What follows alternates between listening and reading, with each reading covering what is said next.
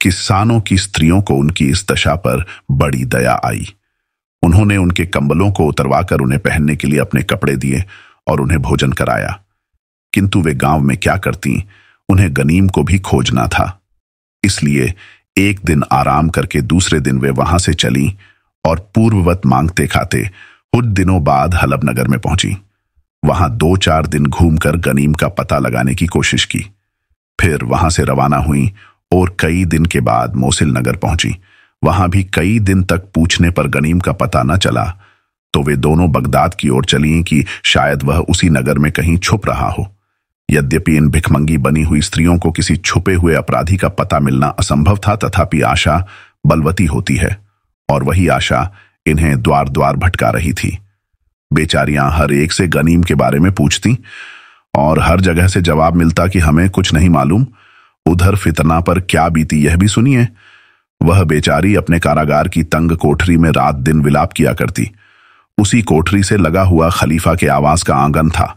वह अक्सर शाम को उस आंगन में टहलता और उसी समय अपनी प्रशासनिक समस्याओं पर विचार किया करता था। एक शाम को वह वहां टहल रहा था कि उसे अत्यंत करुण ध्वनि सुनाई दी।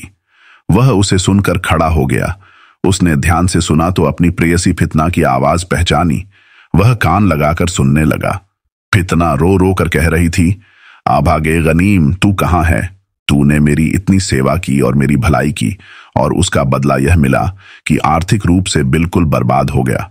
मालूम नहीं तू अब जिंदा है या खलीफा के डर से मर गया। कुछ देर बाद उसकी आवाज फिर आई, ओ खलीफा हारून रशीद, तूने निरपराध गनीम पर ऐसा अत्याचार किया जैसा किसी बादशाह ने किसी पर नहीं किया होगा। क्या तुझे ईश्वर का भय नहीं है? कयामत में जब सारे लोग ईश्वर के समक्ष होंगे और जब उनसे उनके भले बुरे कामों की पूछताछ की जाएगी, उस समय तू अपने इस महान न्याय का क्या औचित्य देगा? यह कहने के बाद फितना जोरों से विलाप करने लगी। खलीफा यह सुनकर बड़ी चिंता में पड़ा।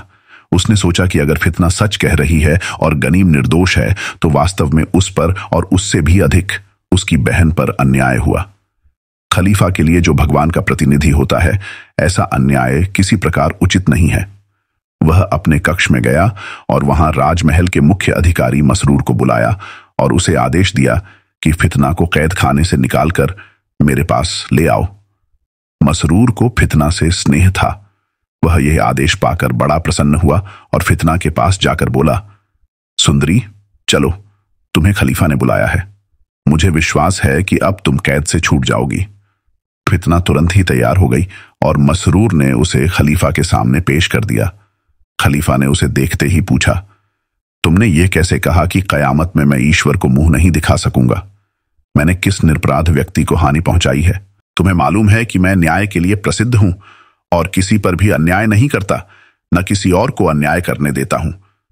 फितना समझ गई कि वह अभी जो विलाप कर रही थी उसे खलीफा ने सुन लिया है।